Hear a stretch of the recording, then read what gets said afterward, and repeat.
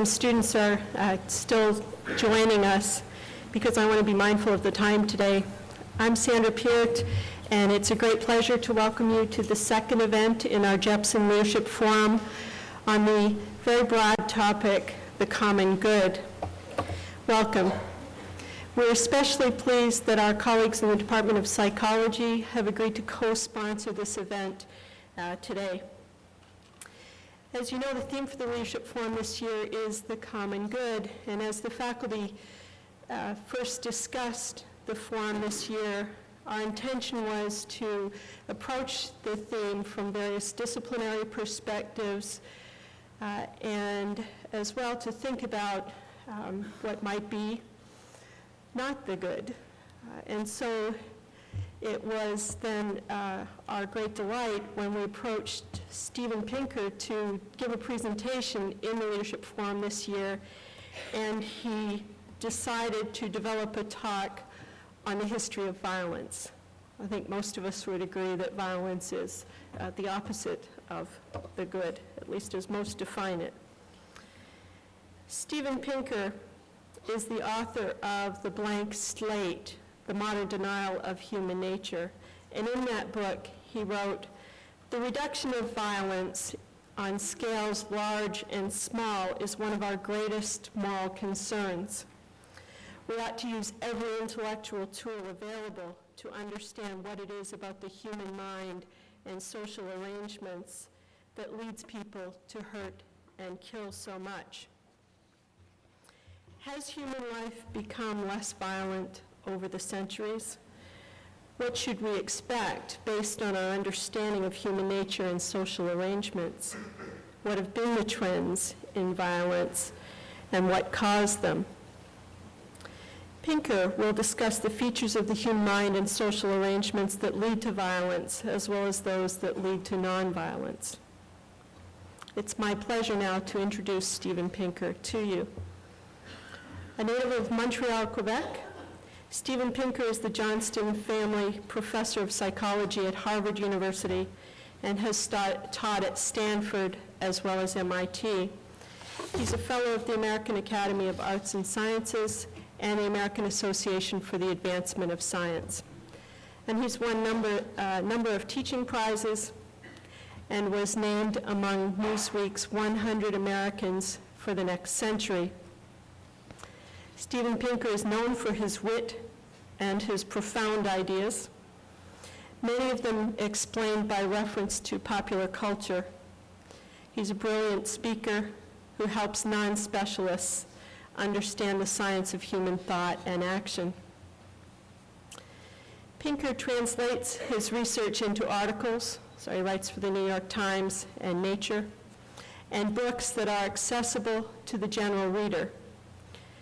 Those books include The Blank Slate and How the Mind Works, both bestsellers, both finalists for the Pulitzer Prize.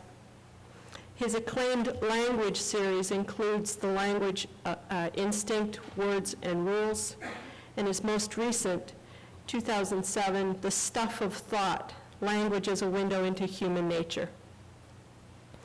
Pinker's research on visual cognition and the psychology of language has received numerous awards, including the Troland Award from the National Academy of Science. Please join me in welcoming Steven Pinker to our Leadership Forum.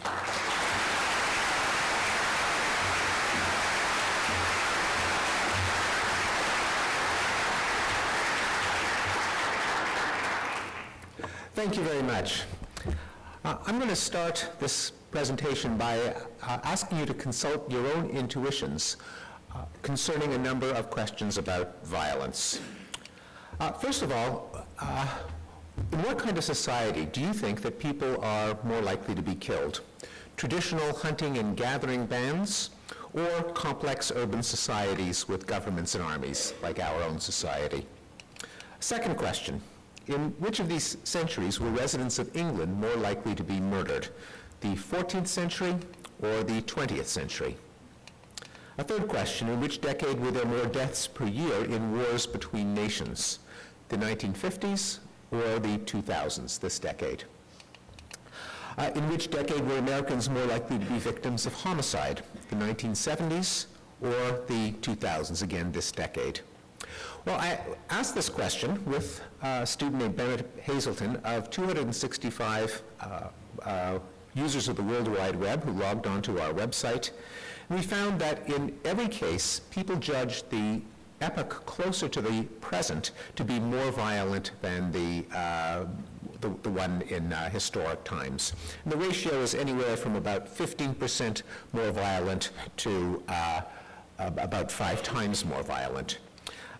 We chose these questions because in each case there are objective data on the answer, and in every case the correct answer is in the opposite direction of people's intuitions, and often by a lot.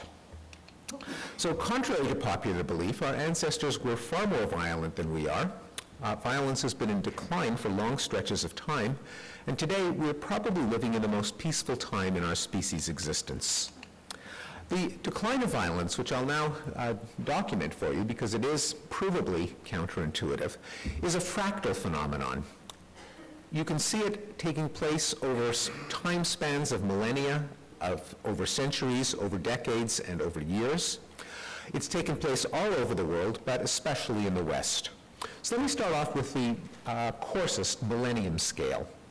Until 10,000 years ago, all humans lived as hunter-gatherers in tribal bands without permanent settlements or government. The archaeologist Lawrence Keeley has combed the ethnographic and archaeological literatures for data on death rates in foraging societies, hunter-gatherer or hunter-horticultural, and has plotted his results as follows. The red bars, or all of the bars, represent the percentage of male deaths due to warfare. That is, if you're a man, what are the chances that you will die at the hands of another man as opposed to passing away of peaceful causes? The red bars come from hunter-gatherer and hunter-horticultural societies, mostly in the Amazon rainforest and the New Guinea highlands. They range from a rate of about 15% to almost a 60% chance if you're a male of being murdered. The tiny little blue bar in the lower right-hand corner plots the corresponding statistic from the United States and Europe in the 20th century, and it includes all the casualties from both world wars.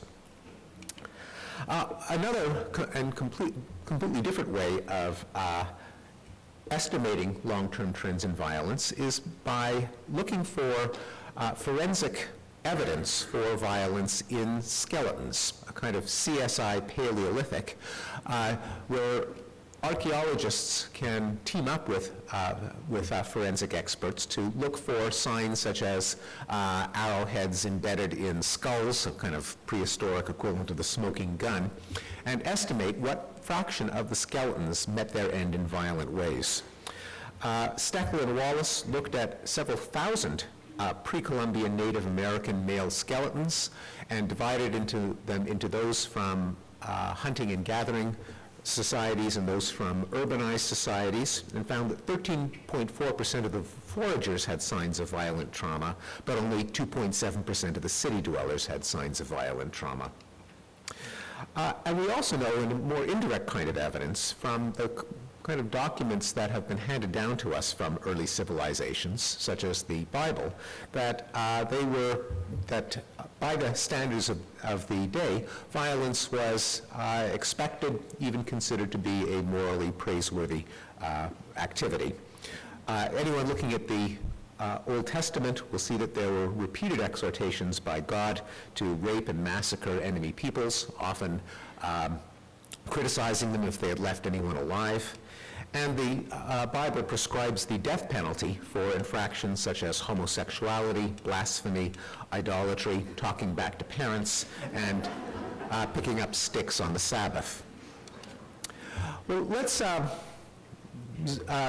crank up the microscope to the century scale now. And here there's evidence that's been staring us in the face for a long time. Namely, we know that many cruel practices that were common in European Christendom in the Middle Ages and early modern times are rare or absent today, and in many cases we know exactly when they were abolished. They include sadistic forms of capital punishment, such as breaking on the wheel, burning at the stake, sawing, impalement, and clawing. The use of mutilation and torture as routine forms of criminal punishment, cutting off a hand or an ear or a nose for trivial crimes. Cruelty as entertainment, both public executions where the whole family was brought out to see a criminal disemboweled, or deliberate cruelty inflicted on animals, such as the practice of burning cats alive as a form of popular entertainment, bear baiting, dog fighting, and so on. The use of capital punishment for nonviolent crimes. Even in the United States in the 17th and 18th centuries, capital punishment was deployed for crimes including theft, sodomy, buggery, bestiality, adultery, witchcraft, arson, concealing birth, burglary, slave revolt, counterfeiting, and horse theft. If you plot the percentage of executions in the United States for crimes other than homicide, you see that it declines precipitously to almost 100% in colonial times to virtually none today. And indeed, the only non-homicide crimes that are punished by capital punishment today are conspiracy to commit murder. And capital punishment in general has been in decline all over the world, most notably in Europe, where it is virtually non-existent. This is a plot from the 1850s to the present of the number of European countries with capital punishment. The United States notoriously stands out from industrialized countries in still executing criminals, but in a way that's misleading. Even though capital punishment is still on the books, it is applied far less frequently. Here's a plot from 1800 to 2000 of the number of executions per capita in the United States. Slavery, of course, was conspicuously debated and then abolished throughout the 19th century. This is a cumulative plot of the number of major countries that have explicitly outlawed slavery between 1800 and 2000. And again, the last statistic that I'll plot over the century scale was simple one-on-one murder or homicide. The criminologist Manuel Eisner has gathered homicide rates from historical criminologists from the Middle Ages to the present in a number of European countries. The murder has the great advantage of being hard to define away. People notice when someone else has been felled or is missing. Corpse is a pretty conspicuous piece of forensic evidence. And so many European jurisdictions have kept records on homicide since the Middle Ages. In England, for England, Eisner plotted every estimate that he could find from 1200 to 2000, and as you could, and this is plotted, by the way, on a logarithmic axis. So as you can see, homicide rates in English towns and villages ranged from about 5 per 100,000 per year to almost 100 per 100,000 per year before falling precipitously all the way to the 1960s, at which point there was a slight uptick, but nowhere near medieval or early modern levels. This is a phenomenon that can be seen in every European country that, for which statistics are available. Here, again on logarithmic axes, he has plotted the homicide rates from the year 1200 to 2000 for Europe, and once again, the decline is pretty obvious with a small uptick in the 1960s. Also in the century scale, one can plot the number of wars between major powers. That is, if you look at the top 5 to 10 countries in existence at any time, how often and with how much damage did they fight each other? Jack Levy plotted that statistic, and from the year 1500 to the year 1975, you can see that the frequency of wars between great powers went down. The duration of wars went down. There used to be things like the 30 Years' War, the 80 Years' War, the 100 Years' War. In the 20th century, we had the Six-Day War. The extent measured in terms of how many countries got embroiled in a war went down. There used to be wars that would include virtually every country in Europe, such as the 30 Years' War. The only statistic that has gone in the opposite direction through 1975 was the severity of war. That is, if there was a war, how much damage did it do? And that did go up, although, as you can see, there's a slight decline between the second quarter of the 20th century and the third quarter. These 2 points here come from, obviously, the epochs with the two world wars. And we're going to see in the next set of slides that this downward trend has continued. Another index of nonviolence is the spread of democracy, which can be defined as the assignment of government power by means other than force. That is, when your leader gets replaced by another leader, is it because the previous one got assassinated, that is, went out feet first, or was there a nonviolent means of succession? Democracy also embraces principled constraints on application of governmental force. These are almost definitions of democracy.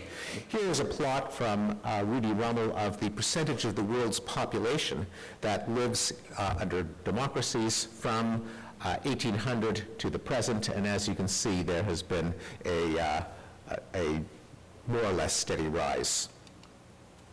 One other practice that seems to have gone out during the over the century scale is the practice of dueling. These gentlemen should be familiar to you. This is Alexander Hamilton. Here's Andrew Jackson. Both of them fought duels. Hamilton, of course, famously lost his life in one. Jackson was luckier, although he said that he fought in so many duels and had so many bullets inside him that he rattled when he walked. Over the course of the 19th century, dueling first was abolished by many jurisdictions and then turned from a display of honor to a display of ridicule. And now most of us are familiar with dueling from Bugs Bunny cartoons as opposed to Men of Honor. Well, let's crank up the scale by an additional order of magnitude to the decade scale. The Human Security Center at Simon Fraser University in Vancouver has tried to keep statistics since the 1950s on the different kinds of wars fought over the planet, and they have found that since 1950, there's been an almost complete elimination of war between major powers and wars between developed nations. For the first time in history, big, powerful nations don't fight each other in wars. And more generally, there's been a steep decline in battle deaths per interstate war. When countries fight each other, they are over more quickly. Here we have a plot. The yellow bars represent interstate conflicts, that is, wars between two countries, and you can see there was a precipitous decline in how many people are killed in those wars per decade between the 1950s and the current decade. That's how many people die per war. This is the total number of people who die from all wars. Again, if you concentrate on the yellow bar, the yellow area, this is an area curve, you can see that the trend since the 50s has been precipitously downward with a few bulges such as Korea, Vietnam, and Iran, Iraq. Over the scale now of years, cranking it up by yet another order of magnitude, since the end of the Cold War, especially since 2000, there have been fewer deaths in all kinds of wars, including civil wars. Now, since the late 1940s, at the same time as the number of interstate wars go down, the yellow areas, there was an increase in other forms of war, in particular intrastate wars, that is civil wars represented by the navy blue areas, and colonial wars, and wars in which one country would come to the side of one of the factions in a civil war. But even those have gone down over history, and if you look at the very end of the curve, say from 2000 to the present, there has been a steep decline even in civil wars. Also, since the end of the Cold War, there's been a sharp reduction in genocides, especially since some of the murderous regimes no longer could count on support from the United States and the Soviet Union. And Barbara Harf has plotted the decline in genocides, most notably since starting in the 1990s with the end of the Cold War. And even the increase in homicide that I called attention to when plotting the long-term homicide trends in Europe showed a sharp and to this day not completely explained reversal in the 1990s. If you look at the homicide rate in the 1950s in the United States, that it hit a low of about 4 per 100,000 per year. It shot up in the 1960s and bounced around in the 70s and 80s, and then starting around 1992, it fell back to a level of just a bit more than 5 per 100,000 per year, and it's parked itself at that new low rate ever since. So those are some of the data that we have to explain, and why would someone like me, an experimental psychologist, be interested in this historical phenomenon? Well, it is a phenomenon about human behavior, and it poses two profound questions for a psychologist. The first is, why are so many people so wrong about something so important? That is a psychological phenomenon. I call this the violent present illusion, the sense that we are living in times that are more violent than those in the past, whereas the opposite is true. I think part of the explanation comes from our cognitive psychology. Daniel Kahneman and Amos Tversky proposed that people estimate probability by what they called an availability heuristic.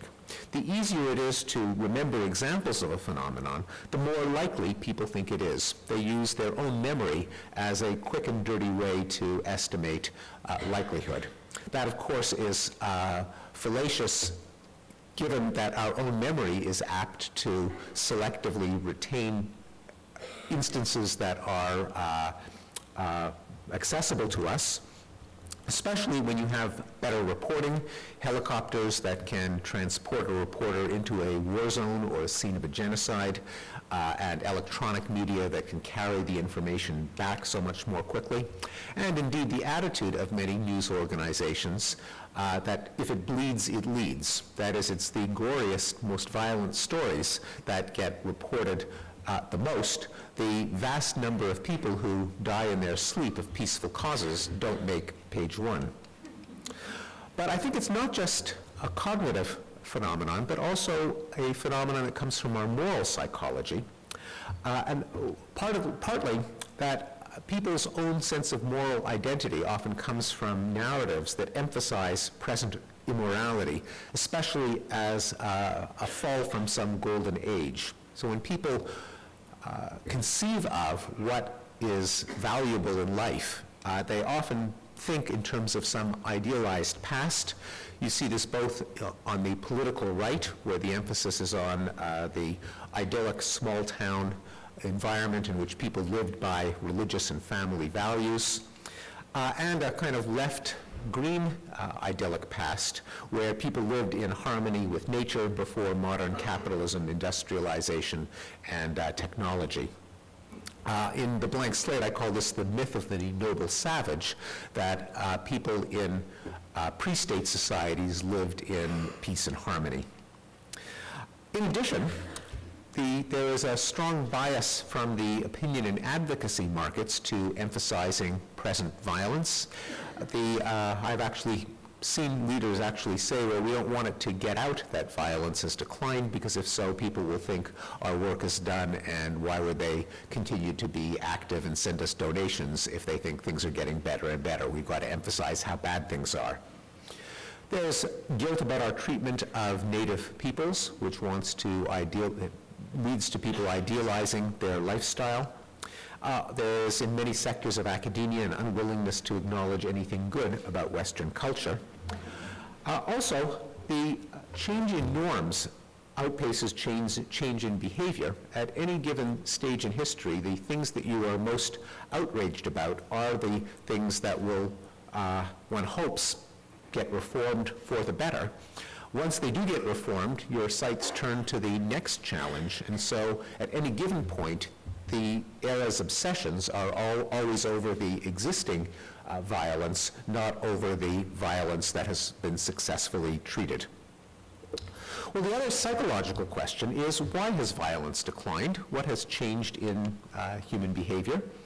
One possibility is that the human tendency toward violence was a social construction that is now being eliminated. As someone who has emphasized the stability of human nature, I find this implausible. For one thing, we continue to enjoy vicarious violence. We take pleasure in seeing other people being murdered and hacked to bits, as you can see from the perennial popularity of murder mysteries, Greek tragedies, Shakespearean dramas, Mel Gibson movies, video games, and hockey. I say this as a Canadian. And also the prevalence of homicidal fantasies in contemporary people. A number of social psychologists like Douglas Kenrick and David Buss have surveyed people with the question, have you ever fantasized about killing someone you don't like? And the results are that about a third of men and 15% of women frequently fantasize about killing people they don't like, most commonly romantic rivals, step relations, and people who've humiliated them in public. About 3/4 of men and more than 60% of women at least occasionally fantasize about people, killing people they don't like, and the rest of them are lying.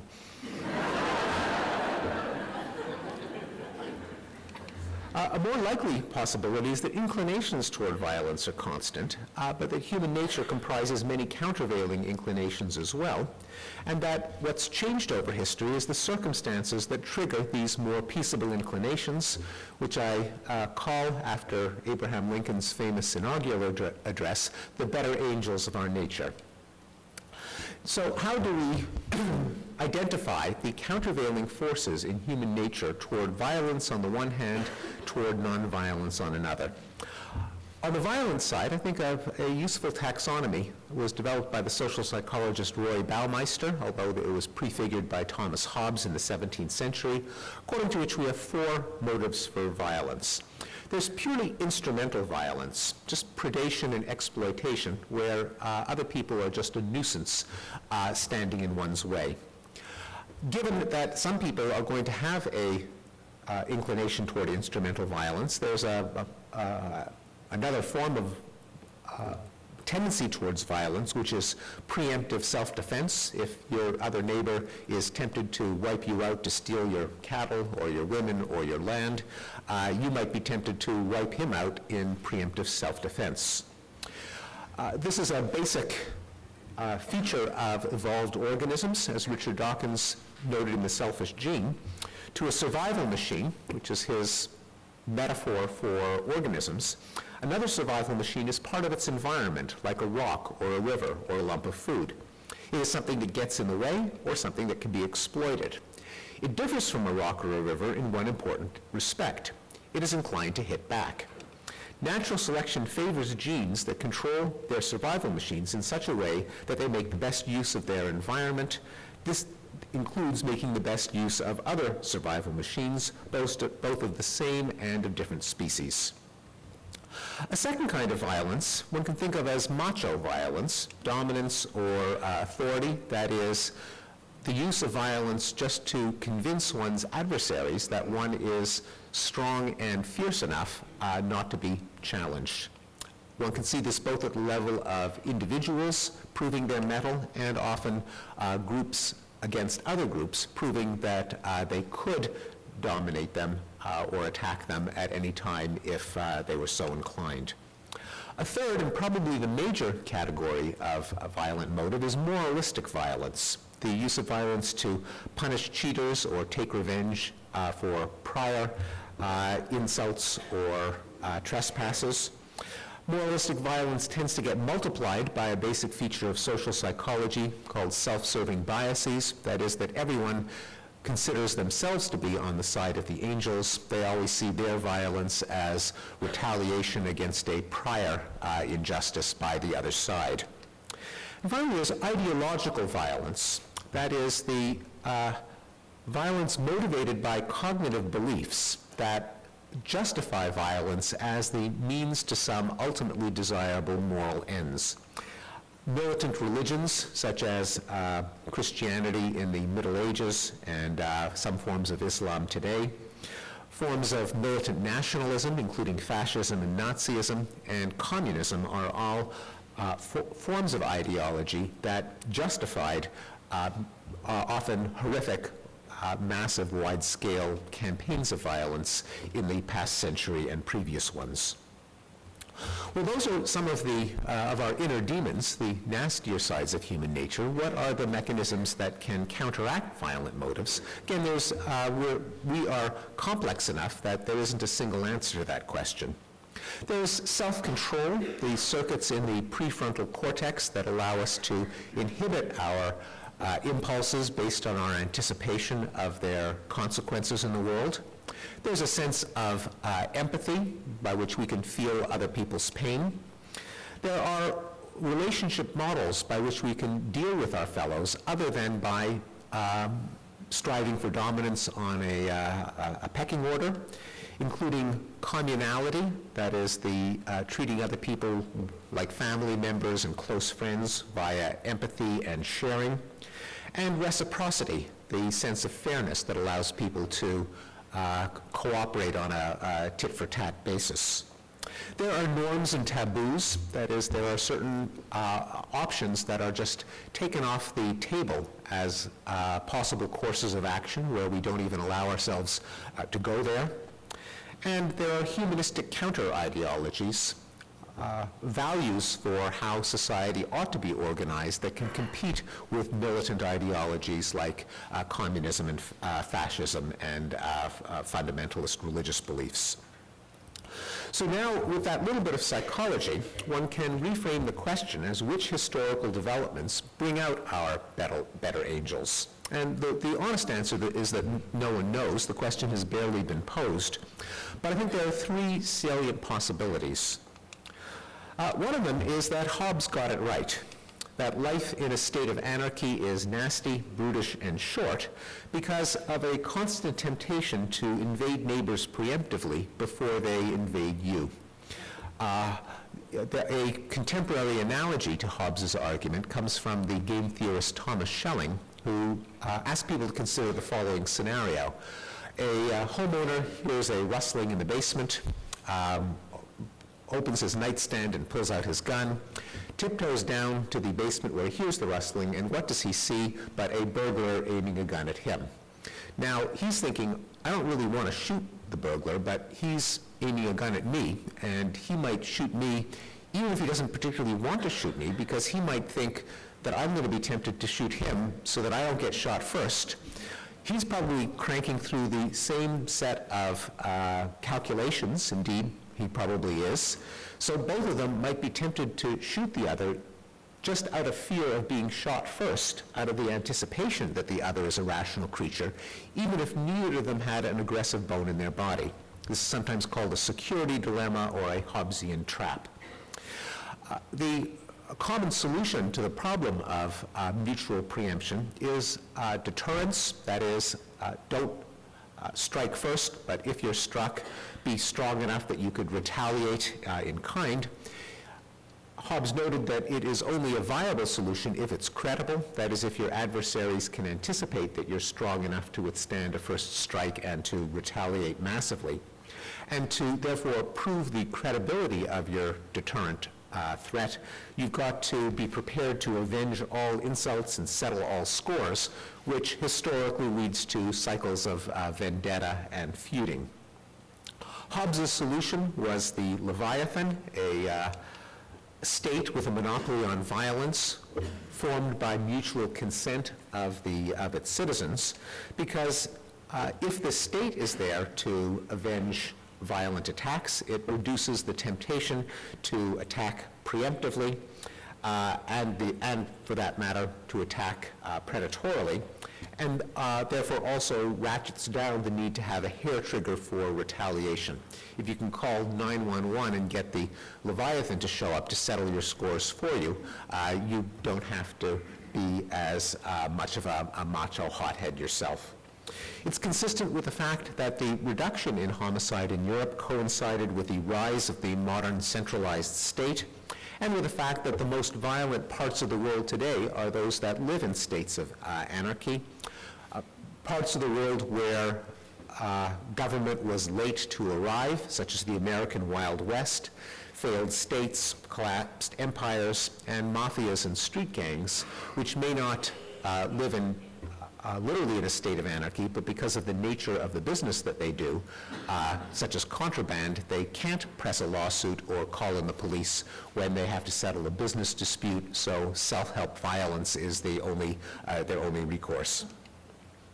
The psychological mechanism for this historical trend would be less of a reliance on moralistic violence and punishment with all of the self-serving biases that lead them to escalate, and a greater payoff from relying on the prefrontal cortical circuits for the anticipation of the consequences of choices. If I go after him, the police might take me away, and greater self-control and inhibition. A second explanation for long-term trends that engage our better angels is the increasing presence of positive-sum games, circumstances in which both sides of an interaction are better off if they cooperate than if they compete violently, such as gains in trade. If you do business with someone, you're better off if he's alive than dead. Splitting the peace dividend. If both sides can lay down their arms, they can devote the resources that went into fighting to more pleasant activities. According to this hypothesis, the advent of technology, both large-scale enterprises that depend on lots of cooperators, means of exchange, both physical, such as canals and railroads, and financial, such as financial instruments, interest, and so on, and the increasing value placed on know-how, where instead of having to get your wealth by the amount of land you occupy, you get it by the cleverness of your ideas. All of them tilt the cost-benefit ratio of invading other people and cooperating with them. People can cooperate over longer distances among larger groups of people, and more of humanity becomes economically more valuable alive than dead. As Robert Wright put it in his book Non-Zero, which explored this theme, among the many reasons that I think we shouldn't bomb the Japanese is that they built my minivan. The psychological mechanism would be a switch in what category of social relationship you apply in dealing with other people, from an authority dominance macho model to reciprocal altruism, the idea that you cooperate by the exchange of goods and services. And Franz de Waal in studies of chimpanzees and Michael McCulloch in studies of humans have shown that we do have a tendency to reconcile with our former enemies when the relationship is valuable, that is, when we're engaged in some kind of cooperation. And the third explanation has been called the expanding circle by the philosopher Peter Singer in a book with that title. According to this theory, evolution bequeathed us with a sense of empathy, but by default we apply it to a very narrow circle of friends and family. However, over the course of history, you can see this circle expanding from the village, typically of blood relatives, to the clan, to the tribe, to the nation, to other races, to both sexes, and in the arguments of Peter Singer himself, to other species. The psychological mechanism that would trigger this would be in part an inducement for perspective taking, that is, through literacy, through the availability of history, of novels in which you temporarily enter the skin of some other character, through journalism, it all encourages us to imagine what it's like to be someone else, and that expands the number of people that are targets of our empathy. The historian Lynn Hunt has correlated in history the popularity of vicarious experience in fiction, the rise of the novel, with the humanitarian revolution of the 18th century, such as the abolition of slavery and forms of cruel punishment. The social psychologist Daniel Batson has shown experimentally that when you get people to read stories that require them to take the vantage point of some other category of people, they are apt to be more generous and empathic toward that kind of person. And more generally, the rise of cosmopolitanism and intellectualism, of cities, of literacy, of communities, of thinkers and scholars and writers, may have led to a more universalist humanistic perspective. What various philosophers have called the perspective of eternity, Spinoza, the veil of ignorance, John Rawls, the view from nowhere, Thomas Nagel, the sense that instead of seeing the world from inside your own skin, you take the vantage point of a displaced, disembodied person who considers it just an accident that you happen to be yourself, as opposed to other people occupying the planet. The general sense, there but for fortune go I, and the idea is that with this universalist perspective, the sense of empathy expands as a product. Well, regardless of which of these explanations turns out to be correct, I think the decline of violence has widespread implications. It rehabilitates concepts that have come to seem a bit old-fashioned, even corny, like civilization, enlightenment, and progress. I think it calls for a reorientation of our efforts towards reducing violence from a moralistic mindset to an empirical mindset. That is, asking not just why is there war, but more interestingly, why is there peace? Not just what are we doing wrong, but what have we been doing right? Because the data suggests that we have been doing something right, and it sure would be good to find out what it is. Thanks very much.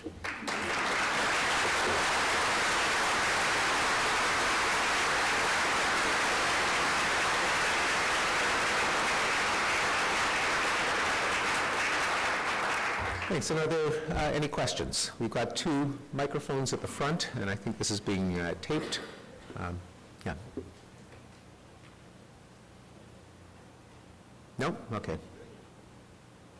Is there an on-off switch on the microphone itself?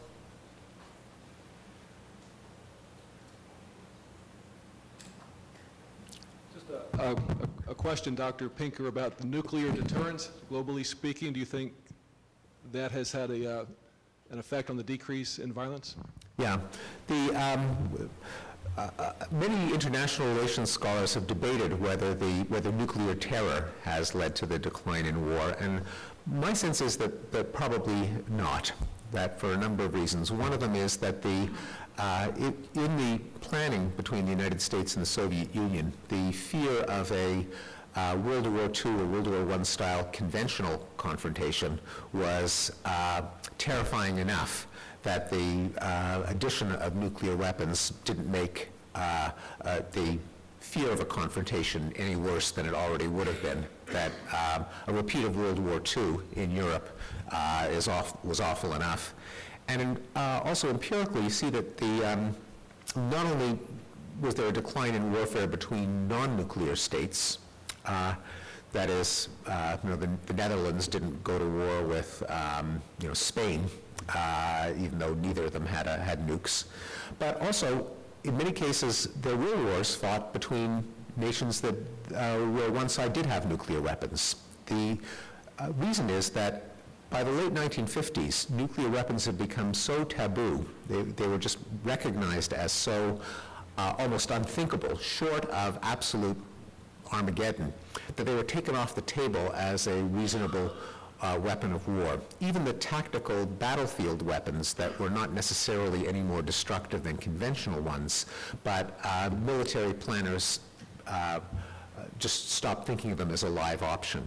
So you had, for example, the American nuclear deterrence certainly didn't stand in the way of the North Vietnamese during the Vietnam War, didn't deter Egypt from invading the Sinai in the Yom Kippur War of 1973. And there are many other examples of nuclear powers for whom the possession of nuclear weapons didn't buy them any advantage, because it would have been extraordinary, indeed unthinkable, for them to have actually used them.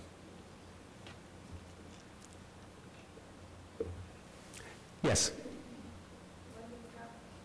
If you could, I can repeat the question, but... I'd like to know, why is the National Rifle Association so strong? Why does everybody, or so many of them, want to have their weapons? And why are there weapons shows all over? They insist on having them. Yeah, why is the National Rifle Association so influential, or why are weapons so ubiquitous in the United States? The National Rifle Association I know I could get into some trouble talking about this in the state of Virginia, but there is a strong divide on this between the North and the South, where the American South and to a large extent the West still has what anthropologists call a culture of honor. That is the idea that the proper way to reduce violence is by personal self-help, as the sociologists call it. That is, it is not considered manly to bring in the police and the court system and the government to adjudicate your disputes, but you do it by your own deterrent threat. This is, it's not just the American South, but there are other cultures, often ones that are historically have been beyond the reach of the law. Mountainous regions such as the Scottish Highlands, Sicily, and also cultures in which forms of wealth are easily stolen. Herding peoples, subcultures that whose wealth is contained in cash or drugs, such as in the American inner cities, African American urban communities.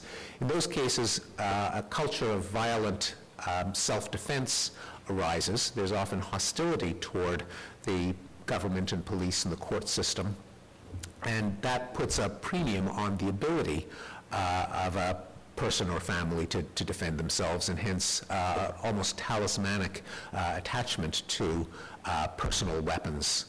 And so that's more true in the United States than other countries, and more true in the South and the West than in the North and the Northwest. Yes?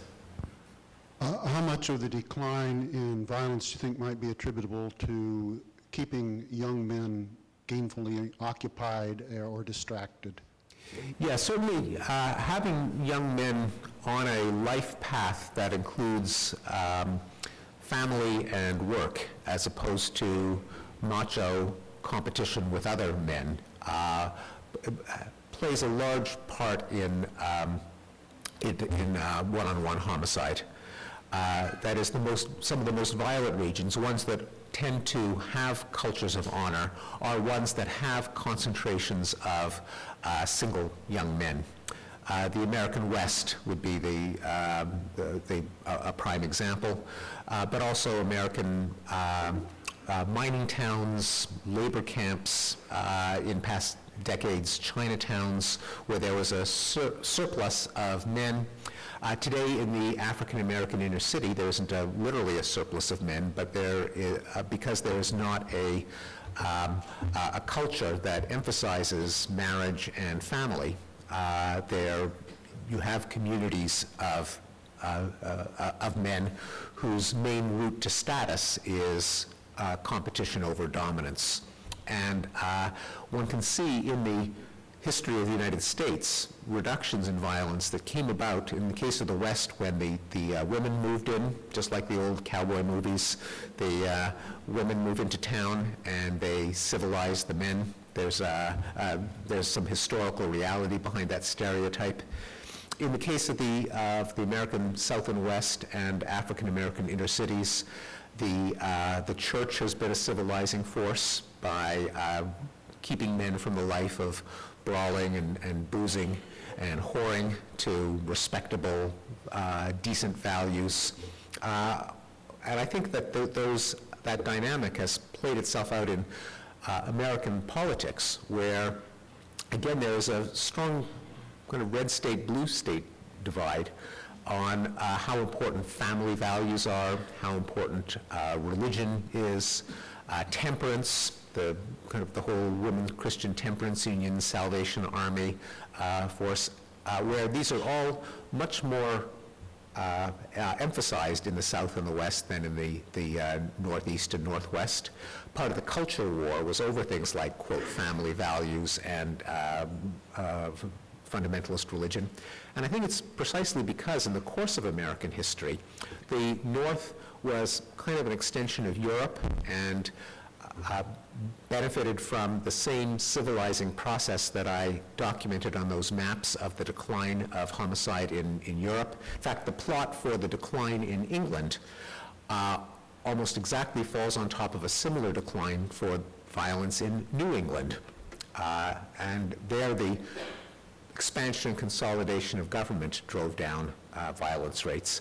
But in the South and the West, where government and police were later to arrive, the civilizing forces were families and church. And I think as a historical legacy of that, they continue to be seen as moral forces, more so in the South and the West, as antidotes to this young male brawling, boozing, and whoring lifestyle that was counteracted by the women and the preachers and the temperance movements.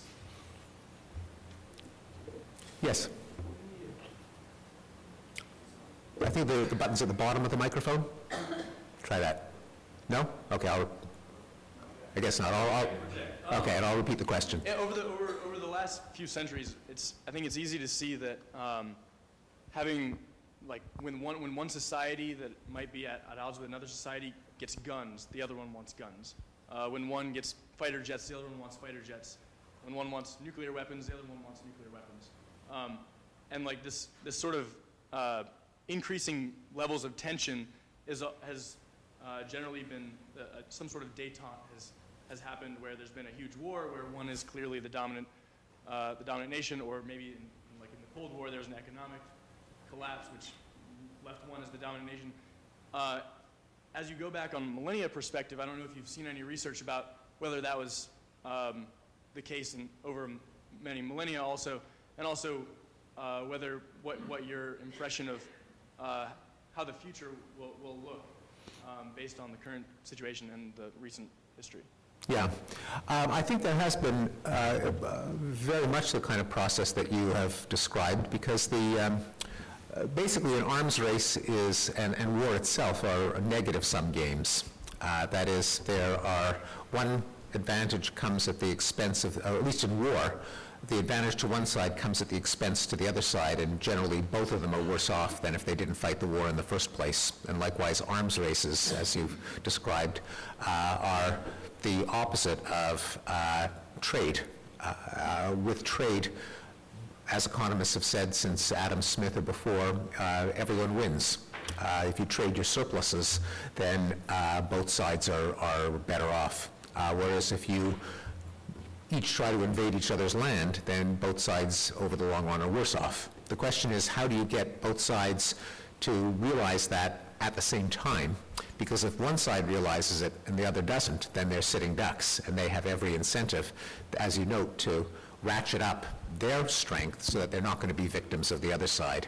So part of it is, if you've got a Leviathan that kind of presides over both of them and keeps them from each other's throats, they might even be grateful because they don't have to devote as many resources to self-defense and preemption and so on. Also, within the umbrella of some state-like organization, it's easier to have exchange and trade. Now, we don't have, and one can see Europe being pacified from the Middle Ages to the present, not only with the rise of the centralized state, that is, when you really had governments as opposed to the king just being one noble among many and usually not even the most powerful one. It's in the king's interest. The king has nothing to gain if the knights are murdering each other's peasants, because it just means that his taxes go down.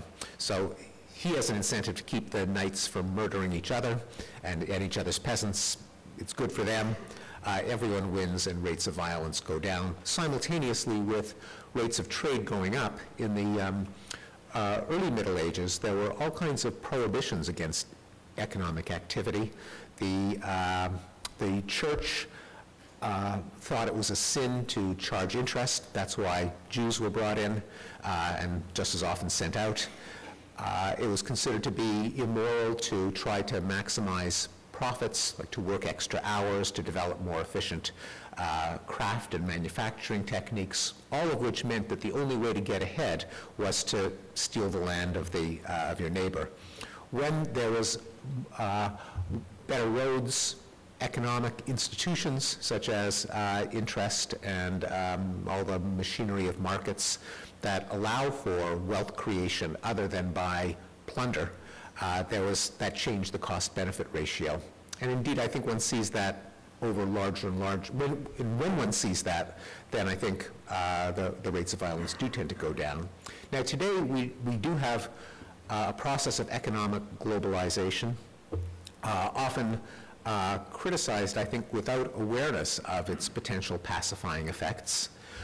We don't have a world government, and that's probably a good thing, because at least when there's a government, for all the benefits it brings, if it goes sour, you can always move somewhere else. That wouldn't be true of a world government. So it's a good thing we don't. But interestingly, there has been an increase in the number of supranational organizations that aren't really a world government, but still have some of the effects of fostering cooperation. Things like the European Union, various treaty organizations, that tend to try to eliminate disputes among their members and lubricate trade among their members. And I think that demonstrably can be shown to reduce the likelihood of conflict. A number of quantitative international relations scholars have shown that if you look at a large database of wars, and even saber-rattling that falls short of war, the more international organizations two countries belong to, the less likelihood they are to look daggers at each other. And so that is a positive trend. Yes?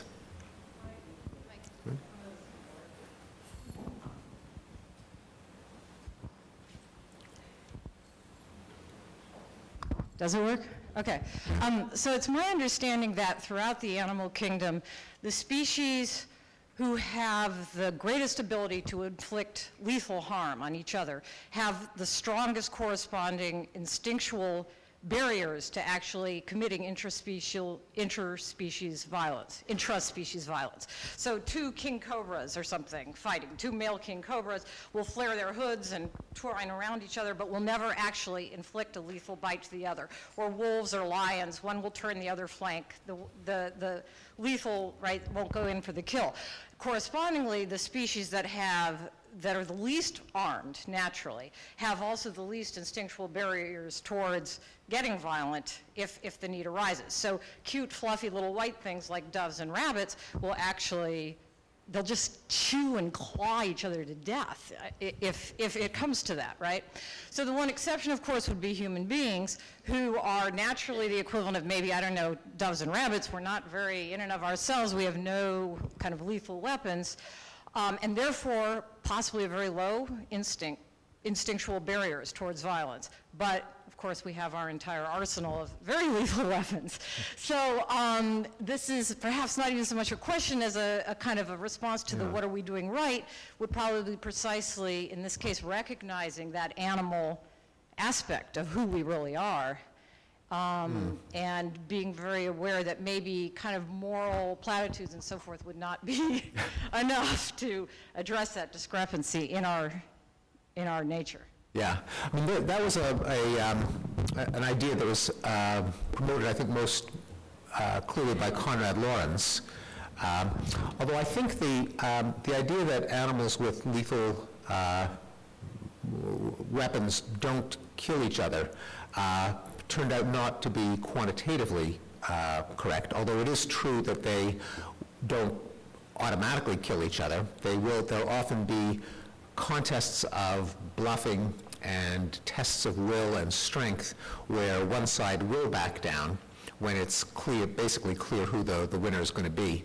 So there are these, Lauren certainly did document these mechanisms of appeasement and bluff and defeat that would lead many antagonistic counters to be called off before one side was killed. But if you actually count the bodies, they don't always prevent lethal encounters. And when they don't, it's not so much that they have broken down. Lorenz imagined that there was a species-level selection where dangerous species, in order to promote the longevity of the species, would refrain from killing each other. I think a more contemporary view would be that there's an awful lot of violent behavior that doesn't do the species any good whatsoever, and it's just too damn bad. Evolution doesn't go out of its way to protect species. It's really fundamentally a competition among genes.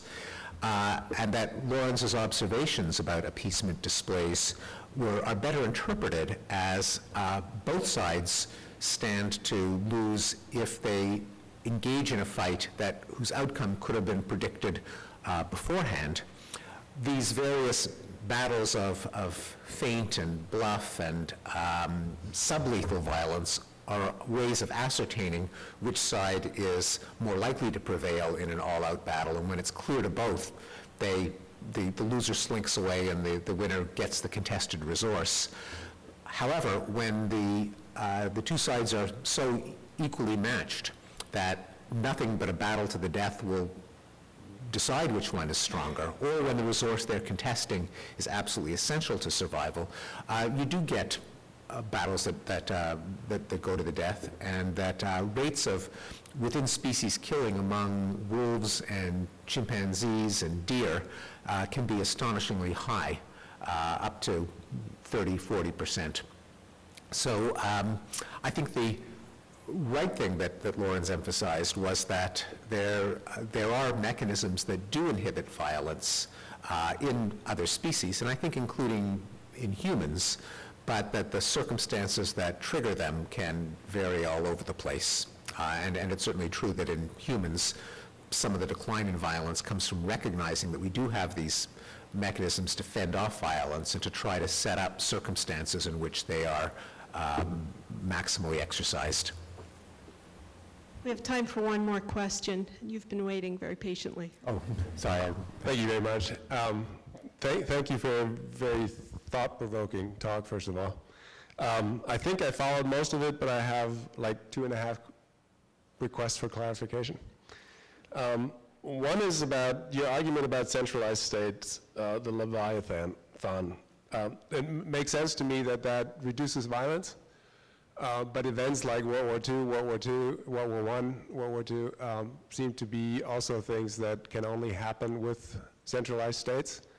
And related to that, it seems to me one of the things that you didn't address at all is sort of a possible qualitative change, which is that we, I don't know, since 1945 perhaps for the first time now have the means to destroy all life on Earth. And that also is only true because of centralized states, it seems to me. So I wanted to see what you think about that. And the other quick question I had is that you were talking about ideological causes for violence, and you talked about nationalism, fundamentalism, and communism. And as a historian of capitalism, I was wondering whether you were just trying to be polite, or whether you know something that I don't about the history of capitalism. Yeah. So the first question, there is a, you're right that there are different kinds of violence and that governments can play both positive and negative roles in them. That the early governments did, were good at doing, was eliminating raiding and feuding within their borders. It was a nuisance to the governments. The high rates that I displayed for New Guinea and Amazonia were of, say, 60% of men dying in warfare. That's the kind of thing that got squashed by the first governments. Likewise, the high rates of violence in medieval Europe got suppressed. But you're right that there's another kind of violence that governments introduce, namely governments killing their own people and each other. And I think there was a second historical trend. Once the deaths of the 20th century, by and large, weren't Sopranos-like deaths of vendettas and feuding. There was a different kind of violence, namely governments killing their own citizens. And the advent of democracy is basically the trend that got rid of that second category of violence, where the ability of governments to wage violence on its own peoples was then put under constraints. And that was a much later development. The first inklings in the late 18th century, but really only taking off in the last 60 years or so. Then I would not I wasn't being polite. I don't think that capitalism by itself is an ideology that puts the elimination of other people as a means to the end of some desirable end, the way that Nazism, communism, and various religious ideologies do. When you have a capitalist society that is also paired with nationalism, as in fascist governments, as in colonial governments where the democracy is not extended to the colonial peoples, then you can have forms of government violence, I think often predatory in the case of colonialism rather than ideological. But I tend to think that actually market economies are a pacifying for ideology because they glorify or validate positive sum exchanges and not a ideology that increases violence as did communism and Nazism and fascism and certain kinds of religious fundamentalism. Thank you. Before we adjourn, I'd like to remind you that our next forum event will be 2 weeks from this Friday. We have Irene Kahn from Amnesty International who will be joining us. Steven Pinker will now do a brief book signing in the lobby, so if you wish to continue the conversation, you can do so then. And please join me in thanking Steven Pinker for a wonderful talk.